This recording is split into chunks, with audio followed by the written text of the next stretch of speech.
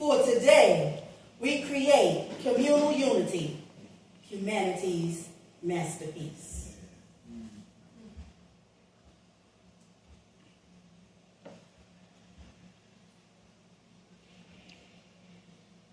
This piece is for my disability peeps.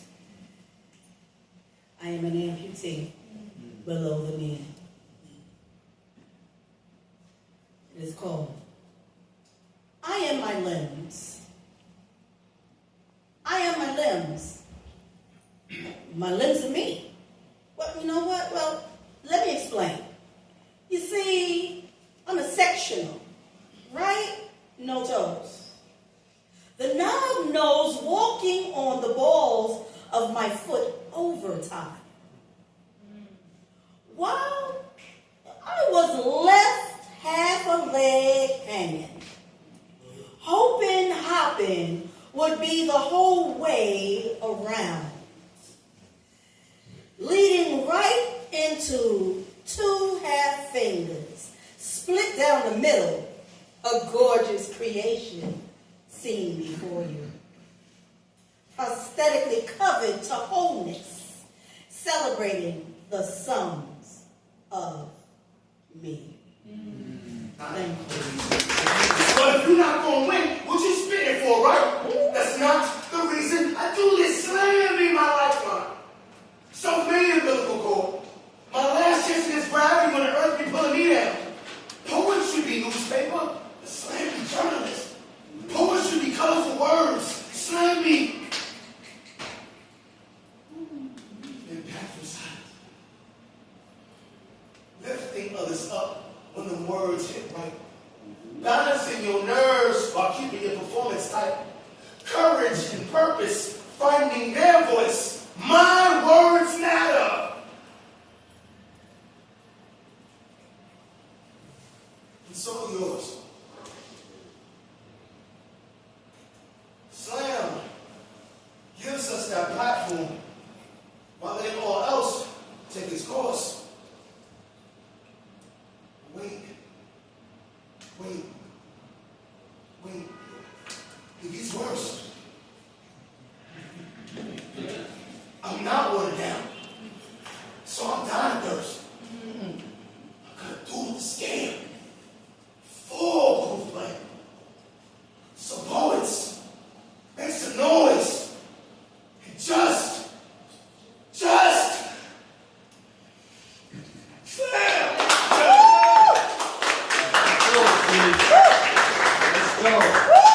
This can be a complete fallacy. How do we really know we are alone in this single galaxy? Teacher, the nerve of you. You speak as if you've lived amongst the stars. How do we really know?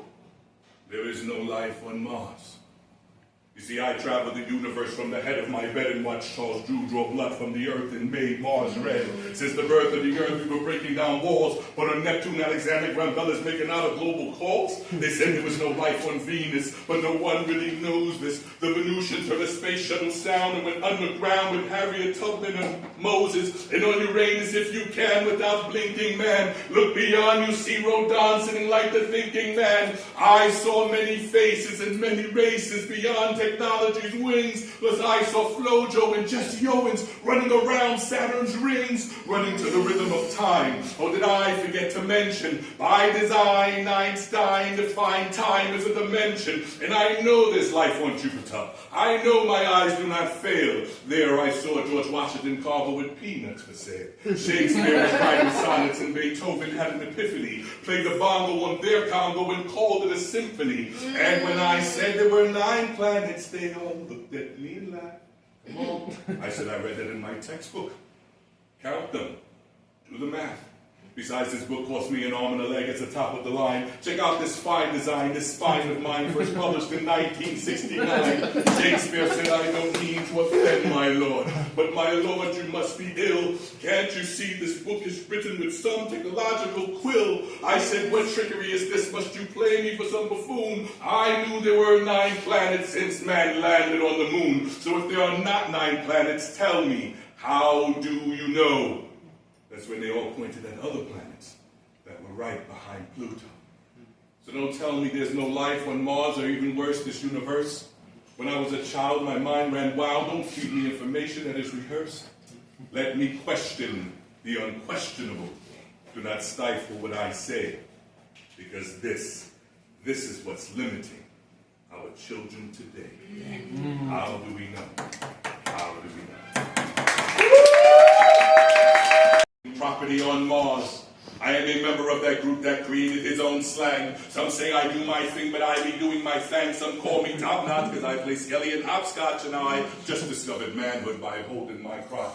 The first one to start a rumor that Hercules had a tumor. I'm that #1 consumer to wear Adidas and suede Pumas. Check my sneakers, yo. I'm that one standing at the corner drinking for the hell of it. Teasing women because they're virgins, but since birth I've been celibate. I used to pop into the wops as the invention of breakdancing. Pretty women I used to be romancing. And as I drunk my 40, I leaned to the side to look sporty. And everybody I knew was named Yo Shorty. Yo Shorty. Wipe my sneakers, yo. You stepped on my sneakers. But from whom the bell tolls, lay no eyes upon my grave. God have mercy on my soul, let my spirit please be saved. At a glance I have advanced, evolving from the slave. But is this the road that my ancestors paved? One man calls me life, another man calls me breath. One man calls me height, another man calls me depth. You see, God made man and man made clone. Man called me God, but they say it means unknown, and you know me. I created whirlwinds and the women take eagles off their limbs. Still have time to bust a rhyme and sing Christian hymns. I'm talking old Negro spirituals. That makes the cotton picker say, drop it. I put the soul into hums and beat drums on a bucket. I held conferences with the stars and gave them all assignments. I can push Pluto next to Mars and cause a new solar alignment. I and justice coincide. Through ancient times I survived. When Moses parted the Red Sea, I was on the other side, and you want to know who I am? I gave Columbus a tour, for he didn't have a clue. I taught the art of war to a man named Sun Tzu. The Romans tried to capture me, and they told me to bear arms. Then I perplexed them permanently by pushing pyramids out my palms.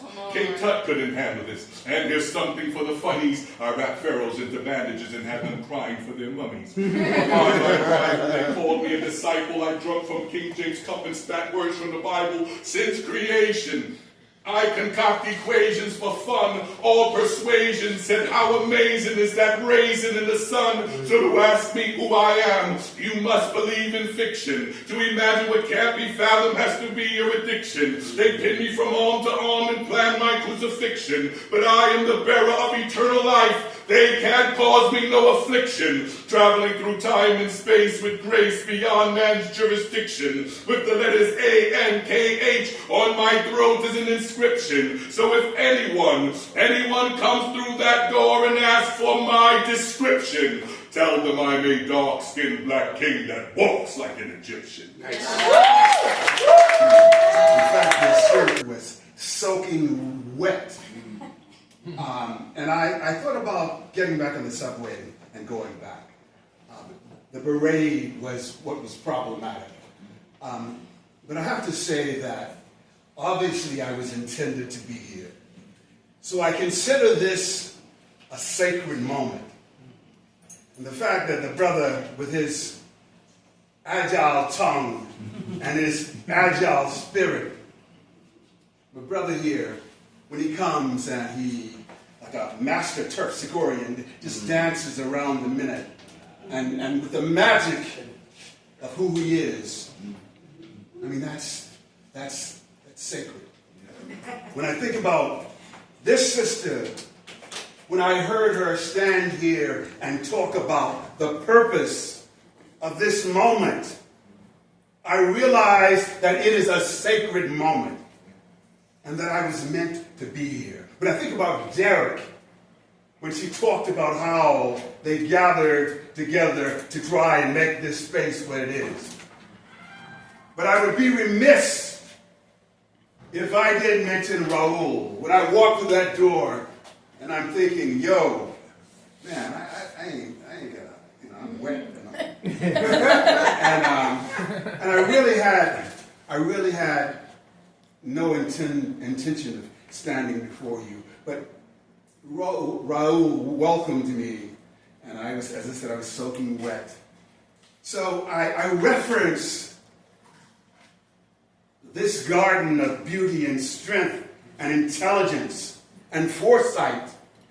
This sister here, you know, the next generation, you know, she's been nurtured and shaped by this voice.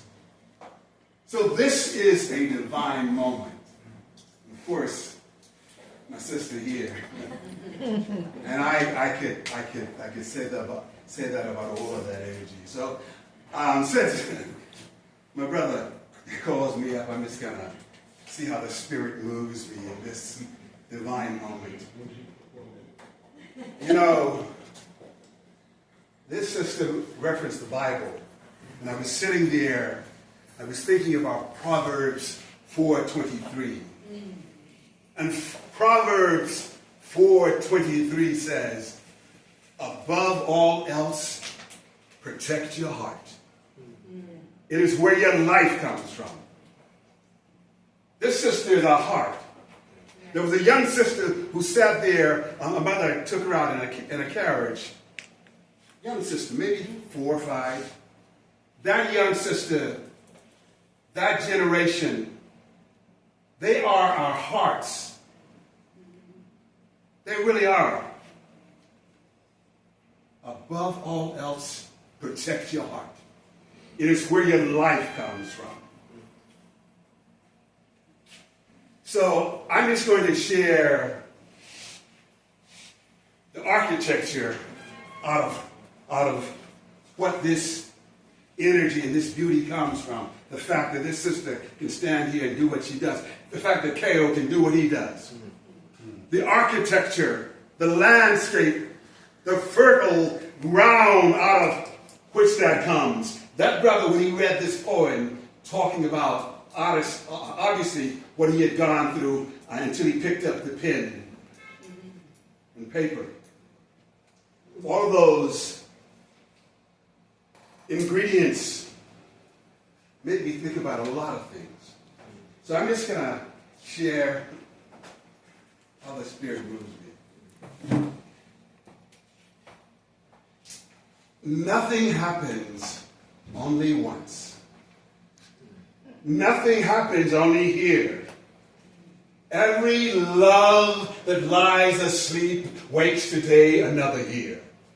Why we sailed and how we prosper will be lived and sung again. All the lands repeat themselves, shore for shore, and men for men, and women for women. Nothing happens only here. There was a brother by the name of Felipe Luciano, who was one of the founders of the Young Lords. And long before I came to New York, I read about the Young Lords, and when I got here, met Felipe and Abidun Oyewole and some other members of the Last Poets, and had a chance to bathe in the utterances of those brothers and people like Gil Scott-Heron. So, as I think about Felipe, and I think about that reference that this brother used, I'm just going to see if I can remember, see how the Spirit moves me. Back in the day, in these very streets, there were people who were strung out on drugs. They were shooting up. It was a difficult time.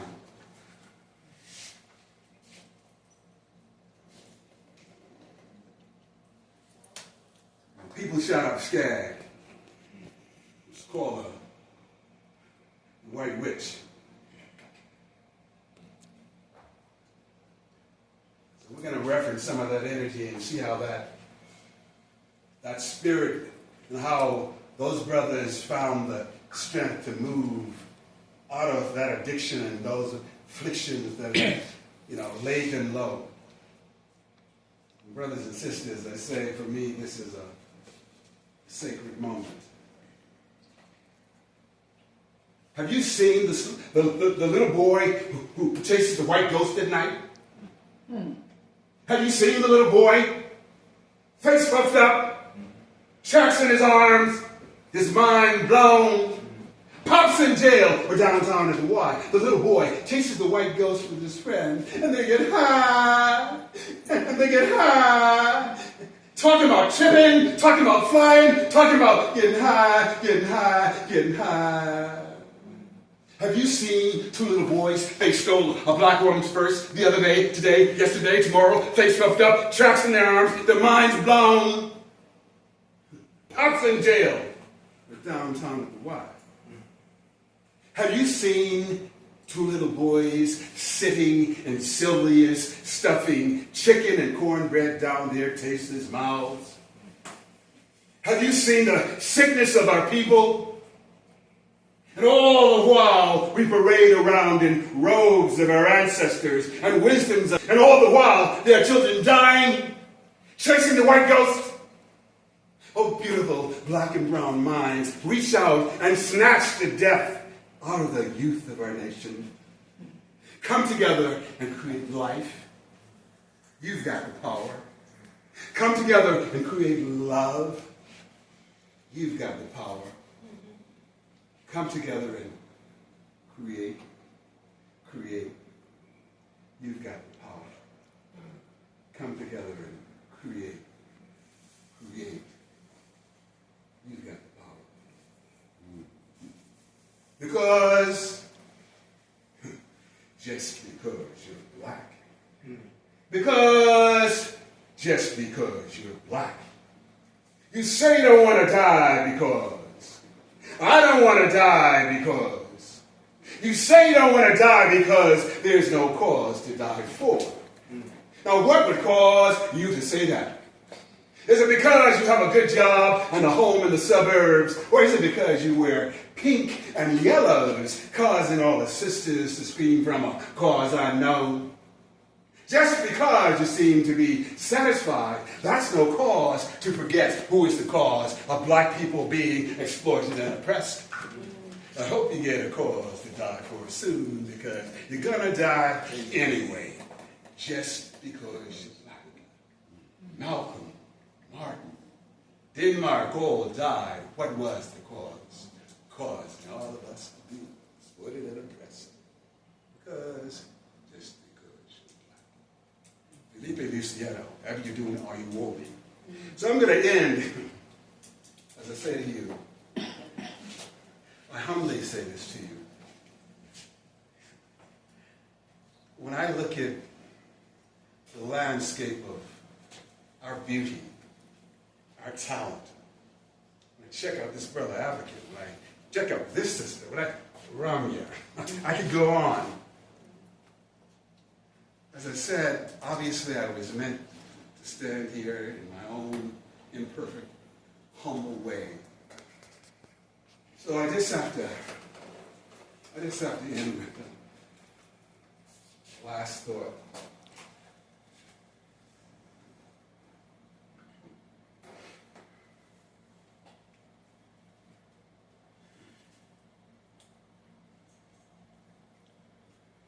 Well, actually, two last thoughts. What happens to a dream deferred? Does it dry up like a raisin in the sun? Or fester like a sore and then run? Does it stink like rotten meat? Or crust and sugar over like a syrupy sweet? Maybe it just sags like a heavy load. Or does it explode? Our dreams. The last thing I'd like to say is,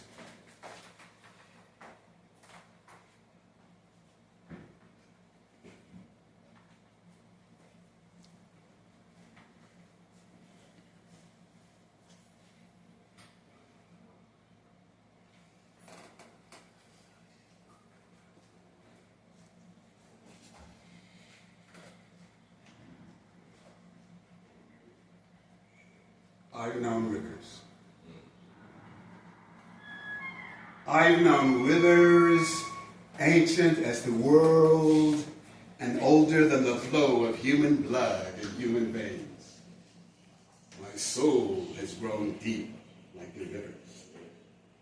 I bathed in the Euphrates when dawns were young. I built my hut near the Congo, and it lulled me to sleep. I looked upon the Nile and raised the pyramids above it. I heard the singing of the Mississippi when Abe Lincoln went down to New Orleans. And I've seen its muddy bosom turn all golden in the sunset. I've known rivers, ancient, dusky rivers. My soul has grown deep like the rivers. Proverbs 4:23, in this sacred moment. Above all else, protect your heart. Protect your heart. Protect your heart. Protect your heart. Our children, we live in some difficult times. We live in a time when someone who looks like you and I can be snatched up and just sent off somewhere. We live in a time when people think that DEI, just trying to teach the culture, and just trying to correct wrongs, systemic wrongs. There's an assault. As we sit here, there's an assault on basically love, because that's what it is. When we protect our hearts, it's about love. Above all else, protect your heart. It is where our life comes from. Thank you.